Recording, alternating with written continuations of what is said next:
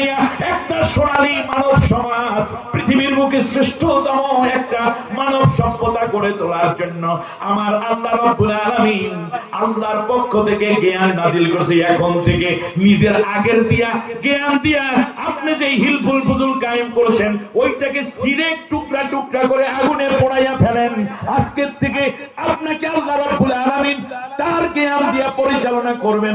আল্লাহর জ্ঞান ছাড়া সমাজে শান্তি আসবে না, রাষ্ট্রে নিরাপত্তা আসবে না, মানুষগুলো ভালো হবে না, চুরি দমন হবে না, জিনা বন্ধ হবে না, সুদ ঘুষ দুর্নীতি বন্ধ হবে না।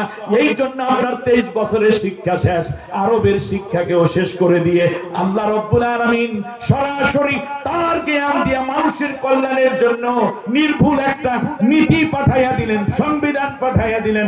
এইটার মধ্যে শিক্ষা আছে, সংস্কৃতি আছে, অর্থনীতি আছে, সমাজনীতি আছে, শিক্ষানীতি আছে, রাজনীতি আছে, পররাষ্ট্রনীতি, স্বরাষ্ট্রনীতি, বিবাহ শাদী, তালাক, মৃত্যু, জীবন, নামাজ, রোজা সব আছে।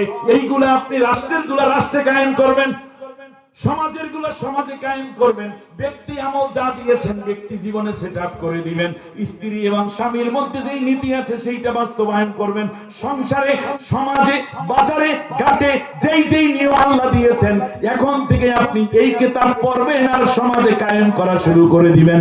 তাহলে আপনি যা চান আল্লাহ রাব্বুল আলামিনের বিধান দিয়ে পূর্ণ শান্তি আপনি পাইয়া যাবেন। অতএব নবী আগের শিক্ষা, আগের সমাজ, আগের চেষ্টাগুলা সব মুসরাইয়া ঘোষরাইয়া সুন্দর কইরা প্যাকেট কইরা আমার দিয়ে এভাবে ঠিক মাইরা ফেলাইয়া দেন। আমি আল্লাহ রাব্বুল আলামিনের পক্ষ থেকে যেই কোরআন নিয়েছি এইটাকে আপনি এখন সমাজে চালু করে দেন।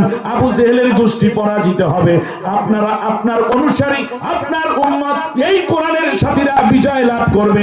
মক্কায় পারেন, চেষ্টা চালিয়ে যান, আল্লাহ হুকুম দিলে প্রয়োজনে মদিনায় চলে যাবেন। পৃথিবীর কোনো না কোনো জায়গায় যখন কোরআনের রাজ কায়েম হয়ে যাবে সেটার নাম যদি থাকে ইয়াসরিব, নাম হবে মদিনা।